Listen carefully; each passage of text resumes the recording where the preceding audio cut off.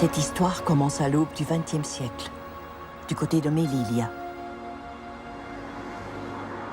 enclave espagnole au nord du Maroc.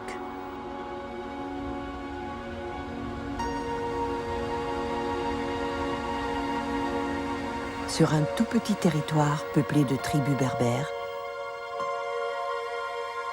un certain Abdelkrim allait créer un embryon d'État,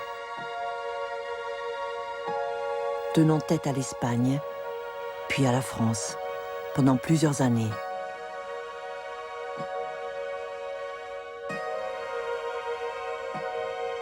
Avant d'être exilé à l'île de la Réunion, où il est filmé ici comme un piètre trophée de guerre, en avril 1927.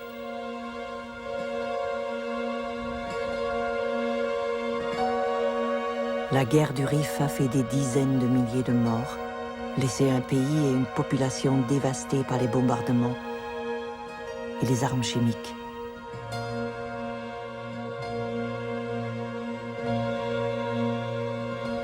Abdelkrim s'évadera au cours de son transfert en France, en 1947. Après avoir trouvé refuge au Caire, il y sera enterré en 1963, comme une grande figure du monde arabe, sans avoir jamais pu remettre les pieds dans son pays.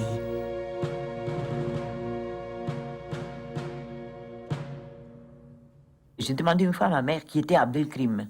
Et là, ma mère m'a fait une remarque qui était, c'était un chef moro, comme on dit chez nous, c'est-à-dire un chef un rifan marocain, et qui a donné une bonne raclée aux militaires au Maroc. Et elle a ajouté, si Abdelkrim avait vaincu, on n'aurait pas eu Franco. Et puis par la suite, mon directeur de thèse, ici à Paris, à la Sorbonne, le professeur Villard, disait toujours que c'était un raccourci historique. Fantastique. C'est cette phrase de ma mère.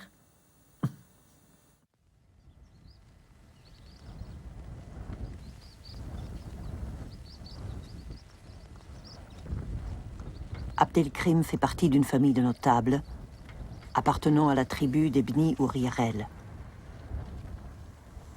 Après des études de droit à Fès, il se met au service des Espagnols à Melilla, comme professeur, interprète, journaliste, puis juge des affaires musulmanes.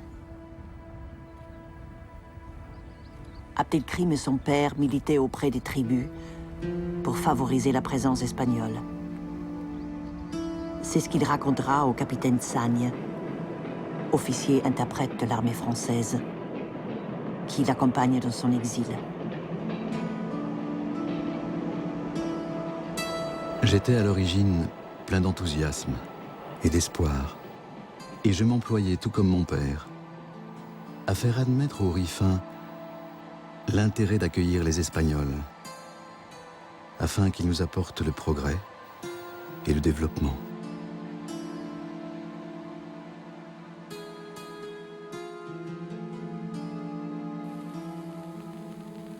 Mais l'impatience des sociétés minières allait en décider autrement.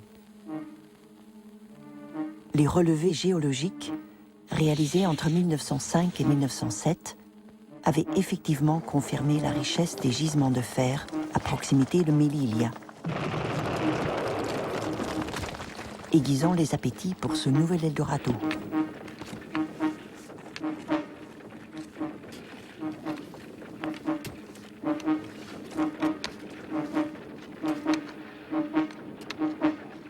Malgré l'opposition des tribus qui refusent la construction d'une voie ferrée sur leur territoire, les travaux vont se poursuivre.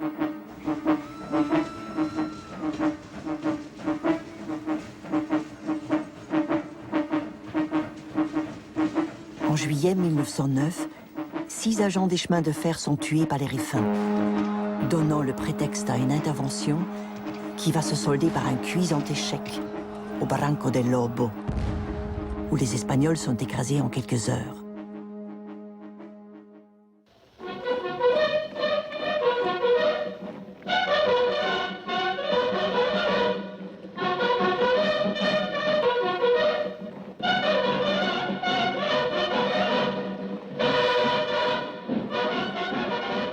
Décidé à conserver sa mainmise sur ce dernier petit bout de colonie, à restaurer le prestige de son armée et à protéger les investissements, l'Espagne va s'engager à partir de 1909 dans une véritable guerre, comparable à n'importe quelle autre guerre.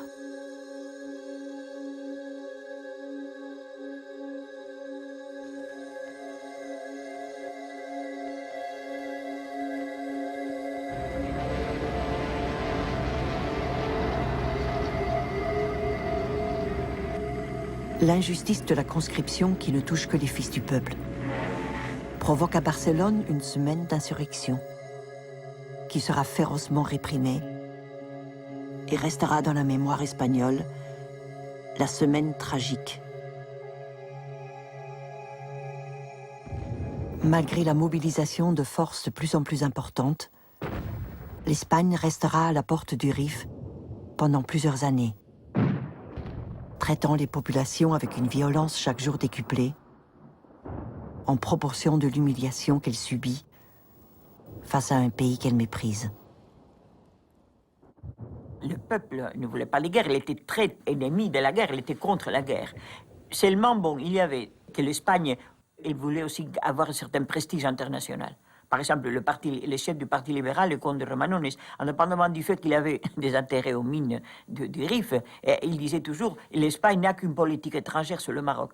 C'est-à-dire, en ayant perdu ses colonies en Amérique, l'Espagne voulait quand même se réaffirmer au niveau international en tant que puissance. Et la seule manière de s'affirmer, c'était avoir des colonies. Un pays européen qui à l'époque n'avait pas de colonies n'était rien. C'était l'époque des grandes expansions coloniales et impérialistes. La France, qui attendait depuis longtemps de s'emparer de la plus grande partie du Maroc, intervient à Fès en 1911, sous prétexte de sauver le sultan, menacé par une insurrection.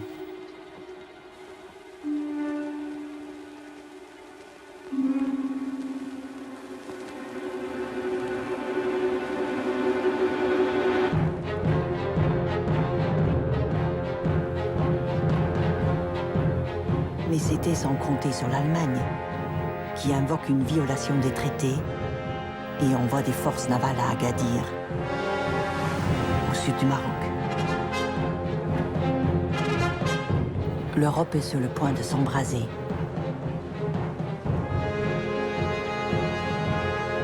Sans la mobilisation des opinions publiques et l'intervention de l'Angleterre, qui menace l'Allemagne de se ranger en cas de conflit aux côtés des Français, la Première Guerre mondiale aurait sans doute éclaté en 1911. Les Français ont foutu le feu au Maroc par leur politique qui s'appelle l'État marocain à partir du début du XXe siècle. Le paradoxe, c'est qu'on demande à Lyautey d'éteindre un incendie que son pays a allumé au Maroc. Alors que l'Espagne ne parvient pas à dépasser la zone qu'elle occupe déjà, le résident général Lyautey va entreprendre à partir de 1912 l'occupation du Maroc français, qu'on appelle, par un doux euphémisme, la pacification. Monarchiste convaincu, Lyautey est un pur produit de l'armée coloniale. Il a déjà fait ses preuves au Tonkin, à Madagascar et en Algérie. Et par son respect de l'islam, il est apprécié des notables locaux, piliers du régime.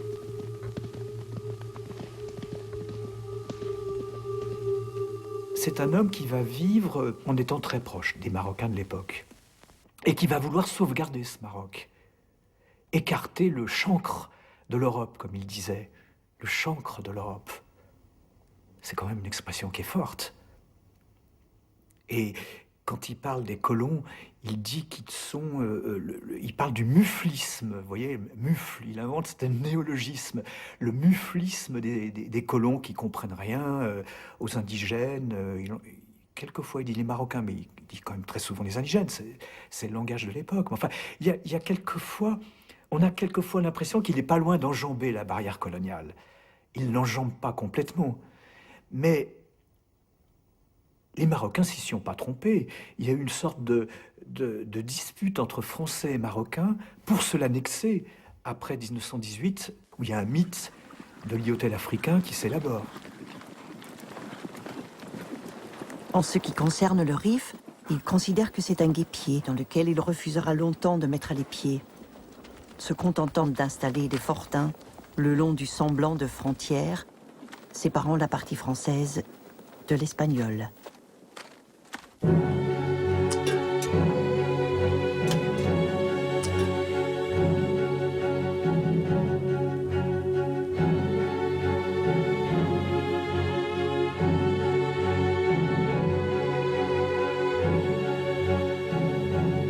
Le partage du festin colonial, nécessaire aux appétits industriels et financiers européens, impose parfois des sacrifices.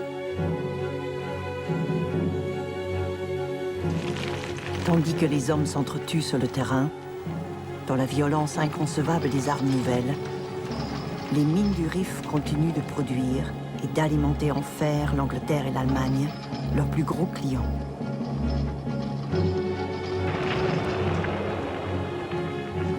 Quand il évoque cette période, Abdelkrim raconte qu'elle a été un tournant qui allait décider de son engagement futur aux côtés des Rifains.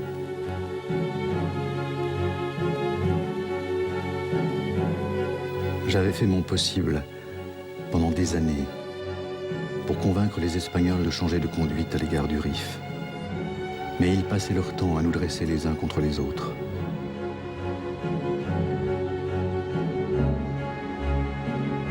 Comme il n'y avait plus rien à attendre d'eux, je me déclarais favorable à l'indépendance du Rif non occupé. On me jeta alors en prison pendant 11 mois, en prétextant de la manière la plus cynique que je complotais avec l'Allemagne. La raison principale pour laquelle il était mis en prison, c'était parce qu'il avait fait des déclarations où il avait déjà parlé d'indépendance. Il a dit jamais je consentirai, je vais accepter que mon pays soit soumis à notre pays étranger. Alors ces paroles ont été considérées très dangereuses. Donc il a déjà fait une proclamation, c'était un manifeste pour l'indépendance. Et c'était les mots indépendance pour lui, c'était un mot, c'est-à-dire toute sa vie, c'était pour lui le mot fondamental. C'est-à-dire il n'acceptait pas la domination étrangère.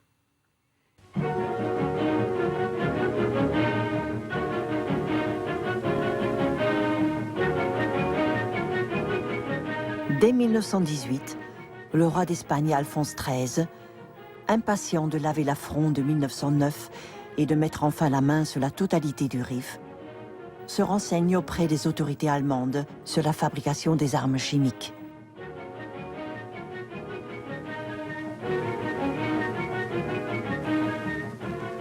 Pendant que la France, l'Angleterre et leurs alliés se disputent le sort de l'Allemagne et se partagent son empire colonial, le comte Romanones, devenu chef du gouvernement espagnol, annonce en 1919 l'impulsion nouvelle donnée à la guerre au Maroc.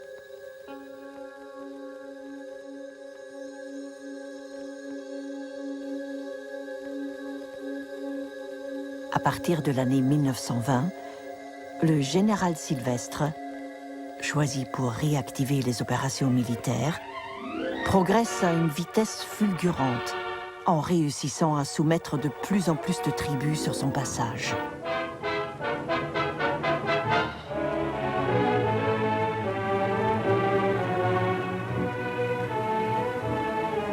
L'Espagne est aveuglée par ses succès d'opérette, qui rendront plus cruels encore les échecs à venir.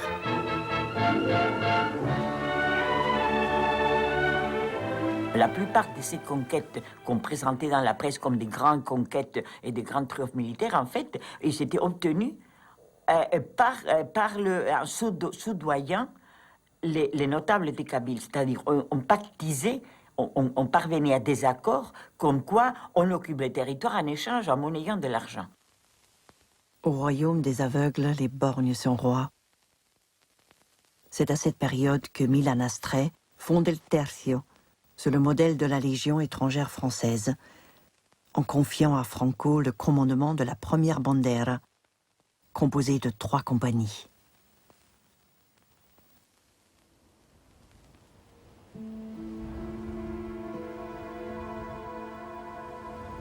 Mon père venait de mourir. sans doute empoisonnés par les Espagnols.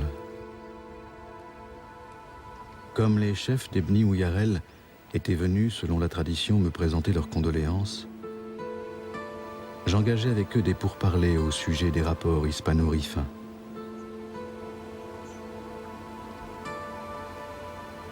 Bien qu'ils soient portés à la discorde dans les temps d'insouciance, les Rifains ne tardent pas à s'unir quand ils sentent leur liberté menacée.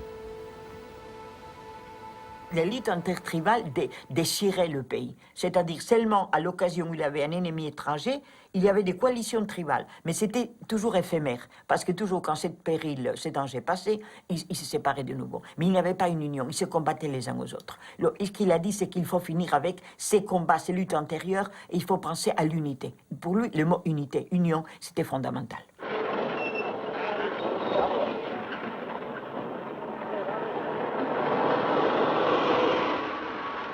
Dans les premiers jours de janvier 1921, Sylvestre s'approche du lieu-dit Anoual pour placer les bases de ses futures opérations.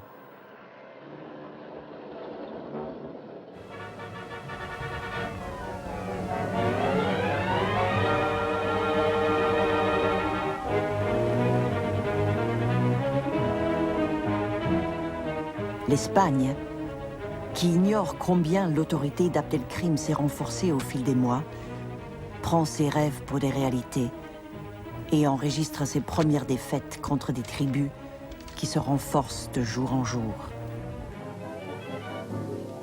Tandis qu'au fil de semaines, toutes les positions autour d'Anoual ont cédé les unes après les autres, dans la nuit du 21 juillet 1921, le général Sylvestre envoie plusieurs télégrammes de suite, en réclamant des renforts.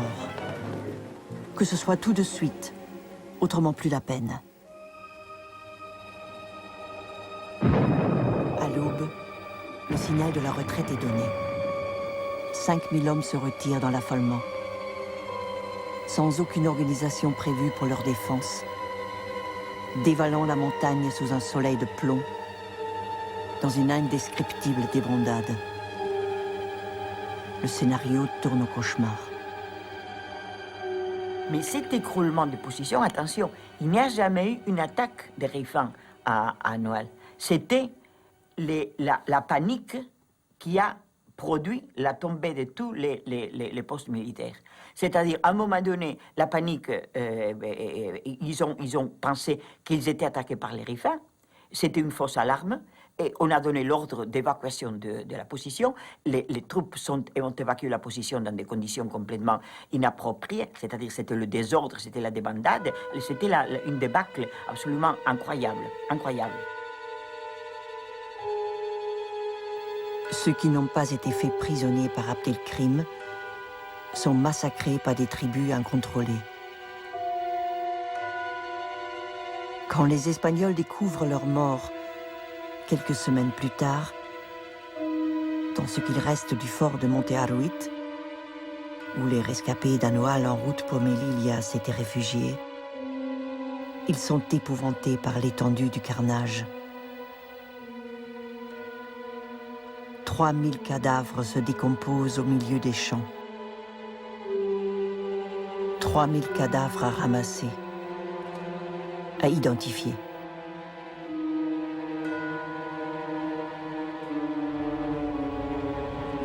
J'ai tout fait pour éviter ce massacre. Dieu m'en est témoin. Il a été perpétré par des Rifains qui vivaient en totale anarchie et ne respectaient pas mes ordres. En ce qui concerne la débâcle d'Anoual, elle nous rapportait en plus des prisonniers 150 canons, 10 000 fusils, d'incalculables stocks d'obus et des millions de cartouches, des automobiles, des camions, des médicaments, du matériel de campement. Pour ménager une porte à la négociation et épargner d'autres vies humaines, je faisais en sorte de ne pas occuper Melilla et je libérais les femmes et les enfants. Il sait bien que la guerre, c'est sa fin. il a profondément le sens que la guerre, c'est sa perte. Non. Il ne peut pas gagner, mais il le sait qu'il ne peut pas gagner. Et il l'a dit du reste. Dès 1926, il le déclare, et ensuite il le répétera en 1947 quand il s'évadera de la guerre, mais il a dit « je suis venu trop tôt ». Ce n'était pas possible de faire la rupture à cette époque-là. Mais je crois que ça, il le sent profondément. Et il fait la guerre, bien qu'il sache que la guerre, dans la guerre, les puissances dominantes l'emporteront.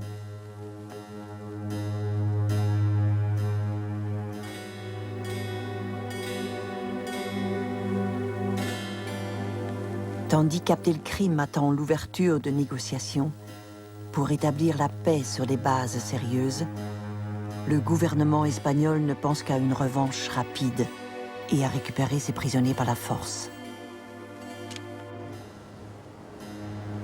En quelques mois, nous allions démontrer qu'un petit peuple était capable de prendre en main son destin.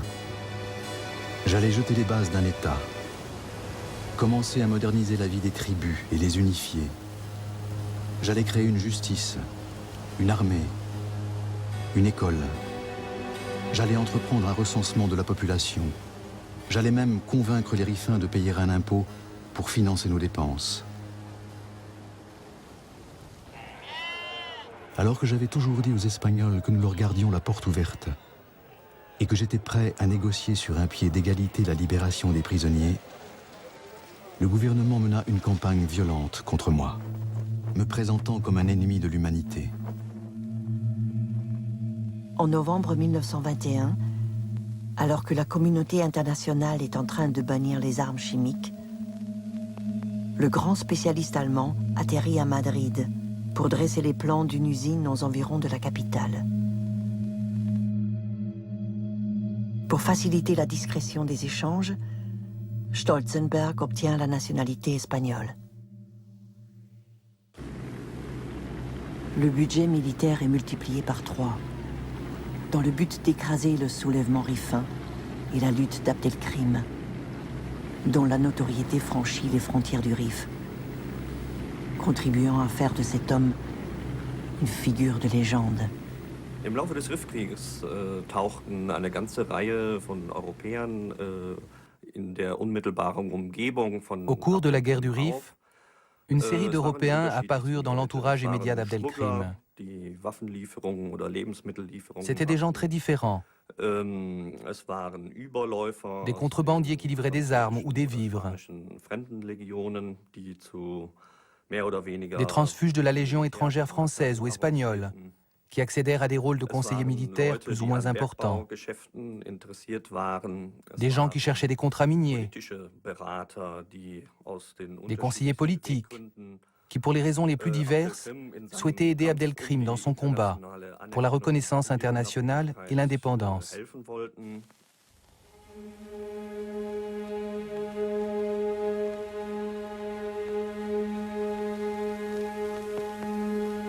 Tandis que la reine rend charitablement visite aux blessés du Maroc, Indalecio Prieto, grand orateur socialiste, s'indigne au Cortés de ce que les légionnaires ne fassent pas de prisonniers.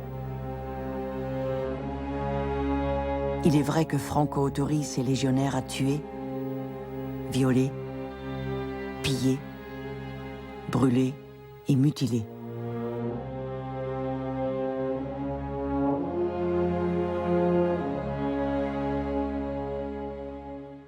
Et l'image du Rifin sous-développé et barbare est remise au goût du jour. Après l'avoir transformé en sauvage, on lui ôte peu à peu tous les attributs de l'humanité. Après l'avoir ridiculisé, on le chosifie pour pouvoir le combattre sans plus se poser de questions.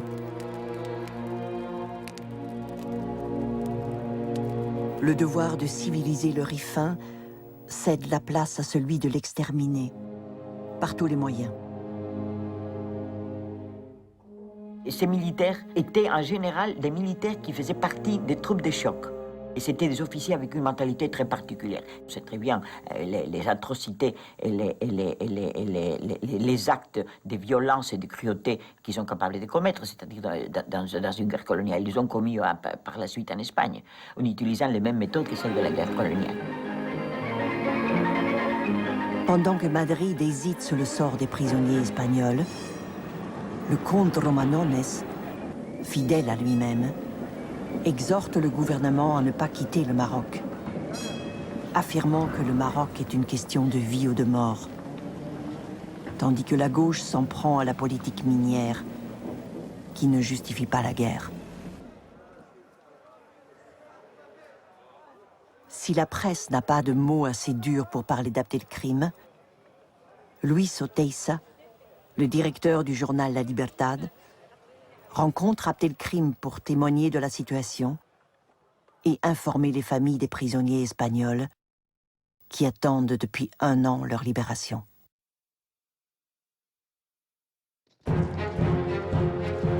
Alors que le gouvernement espagnol s'était engagé à suspendre les opérations, pendant la durée des négociations, le général Berenguer lançait 20 000 hommes en direction d'Al-Hoceima, soutenu par de l'artillerie lourde et de l'aviation.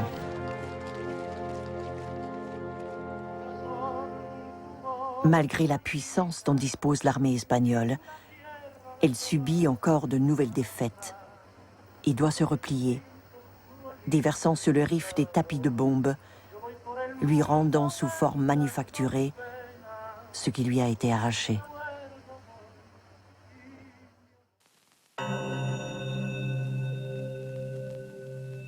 Convaincu qu'il trouvera en Grande-Bretagne des alliés pour l'aider à négocier avec l'Espagne, Abdelkrim envoie des émissaires à Londres. Il demande de l'aide sanitaire et la rupture des contrats militaires avec Madrid. Mais le gouvernement ne discute pas avec des rebelles. C'est au cours de cet été 1922 qu'une usine d'armes chimiques voit le jour à la porte de Melilla.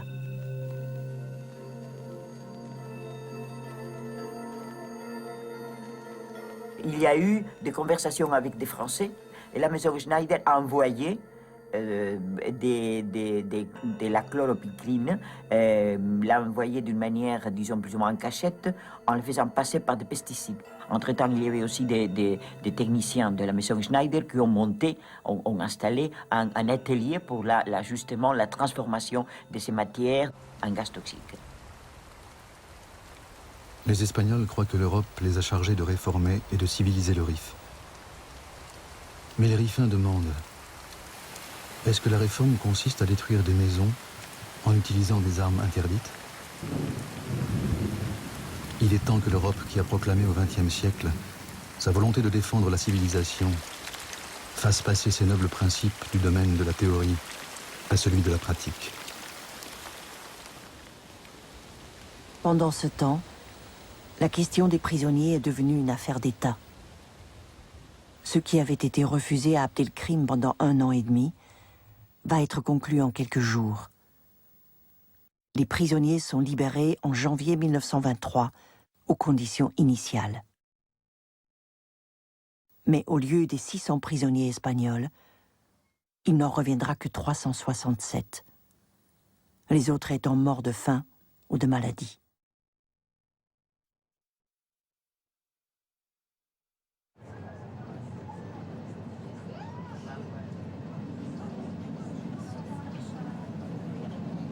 Poursuivant son chemin vers l'indépendance, Abdelkrim proclame la République du Rif en juillet 1923. Elle se dote d'une assemblée où siègent les représentants élus de 41 tribus, d'un gouvernement, de ministres, et comme toute république moderne, elle revendique son indépendance, son droit à l'autodétermination, et propose au reste du monde des relations d'État à État, dans le respect du droit international et des peuples à disposer d'eux-mêmes.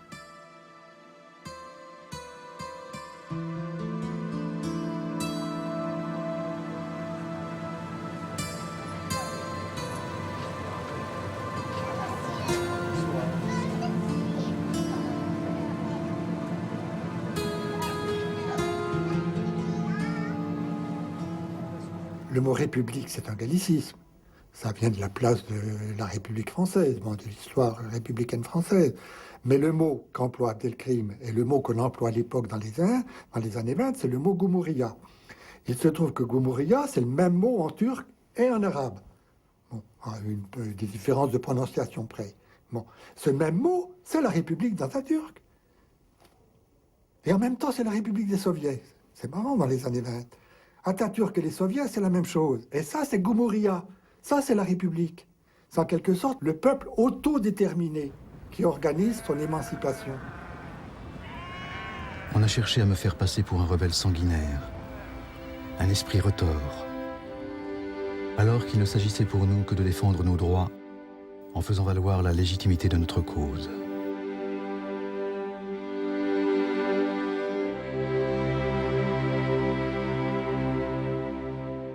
Nous l'avions fait savoir à l'Espagne aussi bien qu'après les événements d'Anouala. Nous avions déclaré la même chose à la France, au maréchal Lyautey et au sultan. Nous l'avons clamé à Londres et à la Société des Nations. Personne ne voulait entendre que nous désirions la paix, l'ordre, le commerce et l'alliance avec le monde entier. Mais puisque les Espagnols voulaient notre extermination, qui peut nous reprocher d'avoir défendu notre liberté et notre religion?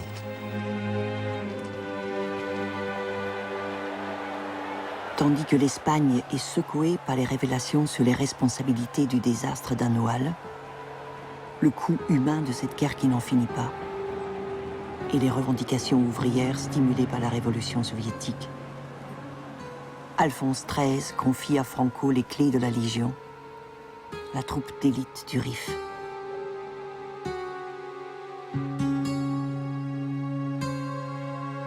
S'inspirant de l'expérience de Mussolini, le général Primo de Rivera profite de l'instabilité politique et sociale pour s'emparer du pouvoir avec le soutien du roi.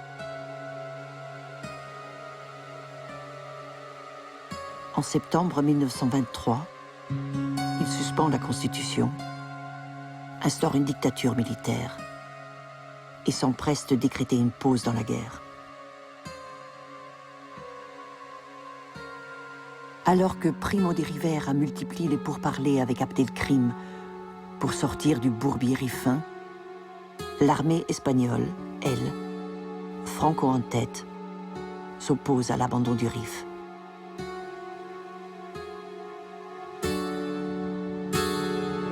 Ab 1923 dann begann der eigentliche Gaskrieg. À partir de 1923, commença la véritable guerre chimique contre la population riffaine par bombardement aérien. Ensuite, l'usage des gaz fut renforcé. On bombardait des marchés, des villages, la population civile, des terres agricoles.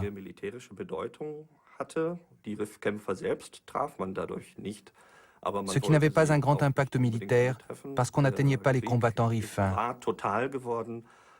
Mais ce n'était pas le but recherché. La guerre était devenue totale, englobant la population civile.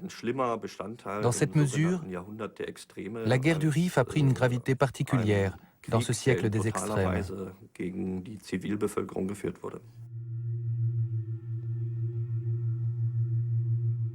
Lyautey, qui redoute à présent que la situation dans le Rif ne se propage à toute la région, réclame des renforts pour stopper celui qu'il décrit comme le champion de la cause musulmane.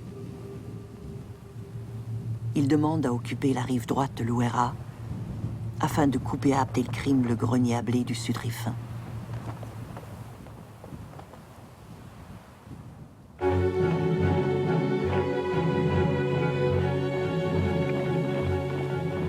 Le cartel des gauches, qui a remporté triomphalement en France les élections de 1924, au nom de la paix en Europe, envoie les renforts réclamés par Lyautey.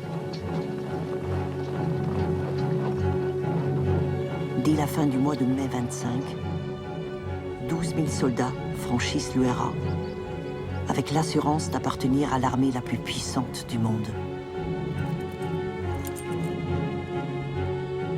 Il a commandé des obus à Hypérite. Ont-ils été employés? Je pense que pendant l'été 25, les grands moyens ont été employés du côté de Biban et de Taounat. Là, vous savez, en mai-juin 25, il y a des batailles où les anciens de la guerre de 14-18 disent les combats ont l'intensité des combats de la guerre de 14-18. Après avoir battu les Espagnols au nord, en les rejetant vers la mer, plus rien ne semble pouvoir arrêter Abdelkrim au sud, où de nouvelles tribus se joignent à la lutte.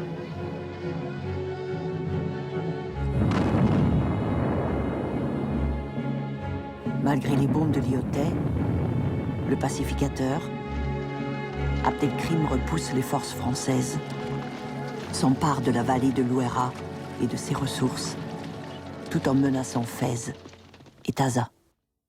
On sait qu'il a perdu les pédales, enfin, que ses nerfs ont craqué.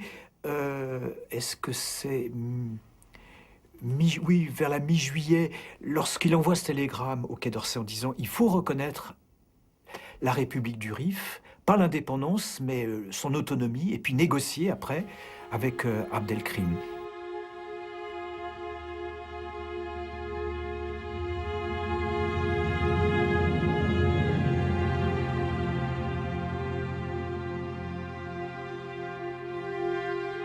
Tandis que les premiers cadavres arrivent en France, les communistes, soutenus par les surréalistes et de nombreux intellectuels, appellent à la mutinerie et à la fraternisation, multiplient les meetings et les interventions au Parlement, en réclamant un vrai débat sur la guerre.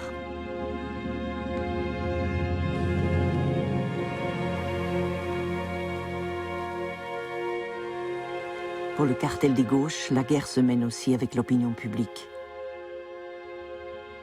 Painlevé brandit les risques d'extension du conflit et d'effondrement de l'empire colonial. L'équation entre islam et fanatisme justifie la répression militaire.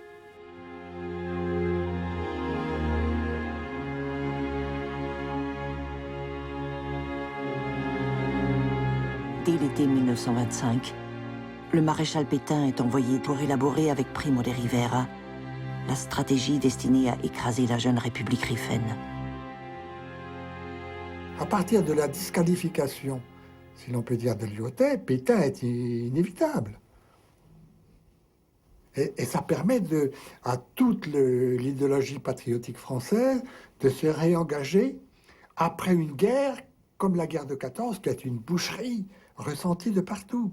Et en quelque sorte, Pétain, il est le baume qui évite de se dresser contre la répétition d'une guerre tout après la boucherie de Verdun et de 1914. Le culte de Pétain est un culte qui va monter par étapes, quoi. Plusieurs dizaines de milliers de soldats viendront grossir les contingents français et espagnols au Maroc, les portant à 350 000 hommes. Le 3 septembre 1925, Pétain reçoit le commandement des forces du Maroc. Le mythe de Pétain est exploité sans ménagement par la gauche, au détriment de Lyautey, dont les convictions monarchistes lui ont toujours été suspectes.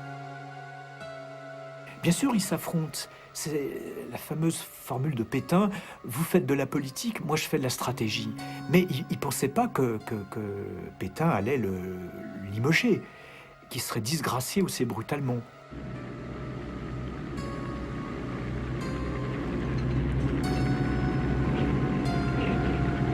Le plan d'action nécessite l'utilisation du matériel le plus moderne, à une échelle inconnue jusqu'alors dans une guerre coloniale.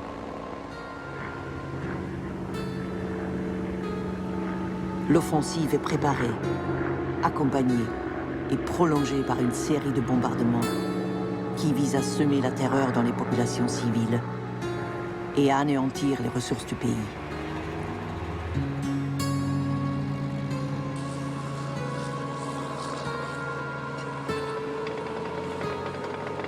L'Espagne, qui avait essayé tant de fois de s'emparer de la baie d'Aloceima, réussit enfin l'exploit, en portant un coup fatal à la République du Rif.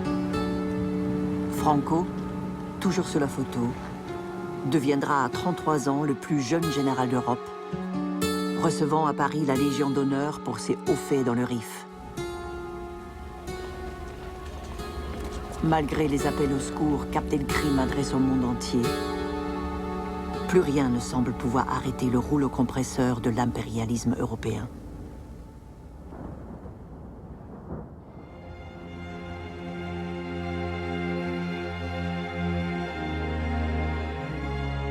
Alors que nous nous battions depuis 16 ans pour notre liberté, et que l'Espagne s'était montrée incapable de nous soumettre, en partie à cause du rejet de la guerre par son peuple, en partie à cause de l'incompétence de ses chefs, la France et l'Espagne allaient nous attaquer sur tous les fronts, en nous écrasant sous le feu répété de leurs canons.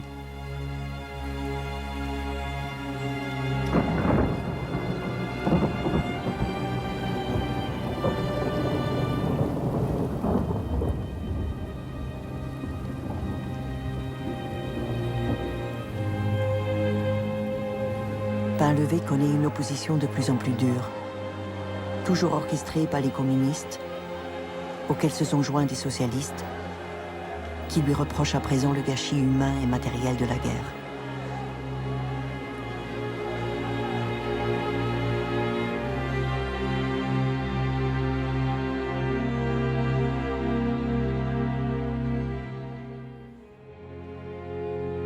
Le patriotisme fait qu'il faut soutenir nos petits soldats au nom de la patrie française quand ils sont en train de défendre nos colonies. Hein? On ne parle pas de l'Espagne, là, de défendre nos colonies. Bon. Et Pétain en est en quelque sorte la garantie. Par contre, on a en abomination cette révolution d'Abdelkrim, et tout le monde écrit, c'est une révolution nationale. Donc on est contre un soulèvement national au nom du patriotisme français. Et ce vocabulaire, il va durer jusqu'à aujourd'hui. Hein. Patriote, en France, ça veut dire antinationaliste des pays dominés. Ce qui explique la durée de la guerre d'Algérie. Pourquoi 8 ans et demi, 8 ans pour reconnaître une indépendance? C'est parce qu'il y avait cette collusion et cet amalgame entre le patriotisme français et le colonialisme. Et il faudra 8 ans, en quelque sorte, pour désunir cela. Et cela, ça s'est coagulé, ça s'est fait à travers la campagne contre la guerre du Rif. Lyautey, ayant eu recours à des méthodes qu'il condamnait chez les Espagnols, n'aura de cesse de demander à Paris d'être relevé de ses fonctions. Steig, le nouveau résident civil nommé en remplacement de Lyautey, se bat depuis des mois pour que la France trouve malgré tout un terrain d'entente avec Abdelkrim. Mais pour Pétain, la seule négociation, c'est la guerre. Il faut obliger le chef rifin à se rendre ou le faire disparaître, sans lui laisser aucune possibilité de redresser la tête. Imaginez qu'en avril 1926, la France ait reconnu l'autonomie de la République du Rif. Il y a beaucoup de choses qui auraient peut-être changé. Ça aurait peut-être été le point de départ d'une décolonisation par étapes, graduelle, qui aurait commencé plus tôt.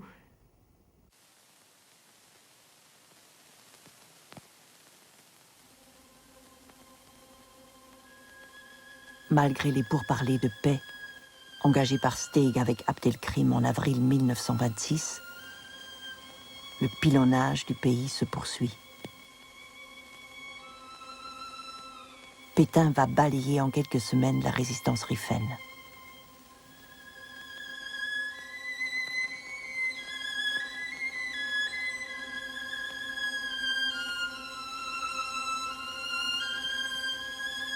Qui est plus cruel que celui qui s'obstine à nuire aux faibles et aux malheureux? Ils ont supprimé pour nos blessés la possibilité de recevoir des soins et de voir soulager leurs souffrances. Un tel acte n'est pas humain. Et même les animaux s'en abstiennent. Je pense que ce qui a fait qu'Abdelkrim, qu'à la fin, le projet d'Abdelkrim n'a pas réussi, je crois parce que dans le contexte de l'époque, ce n'était pas viable cet État. Ce n'était pas viable parce que le Rif était une partie du Maroc. Du moment où les sultans ne suivaient pas, les puissances européennes n'allaient pas accepter ce dégagement d'une partie du Maroc. C'était un danger pour l'avenir aussi, pas seulement de ce qui est le Maroc, mais pour l'avenir de tous les restes des pays de l'Afrique du Nord, de lutte indépendante des autres pays. C'était un précédent dangereux. Le 27 mai 1926, au petit matin, après une nuit terrible, au cours de laquelle Abdelkrim s'interroge sur le bien fondé de sa décision, il se rend aux Français, qui le transfèrent à Fès. Der Rifkrieg ist ein ganz faszinierendes Beispiel der Kolonialkriegsgeschichte. La guerre du Rif est un exemple tout à fait fascinant dans l'histoire des guerres coloniales. C'était une guerre coloniale au retentissement incroyable, et peut-être la plus marquante de toutes. Elle a donné naissance à un État reconnu par personne. Mais c'était un nouvel État parce que la population rifaine l'a vu ainsi. Et pour moi, c'était une raison suffisante. C'est presque la meilleure incarnation des possibles. Bon. Mais il faut voir quels étaient les possibles. Or, il a incarné ces possibles. Il les a incarnés tout en sachant qu'il n'y avait pas d'issue. C'est ça qui est extraordinaire dans l'histoire d'Abdelkrim.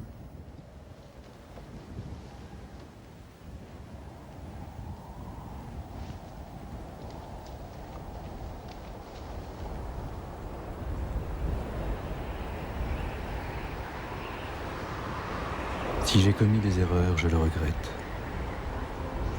Qui ne regrette pas ses fautes?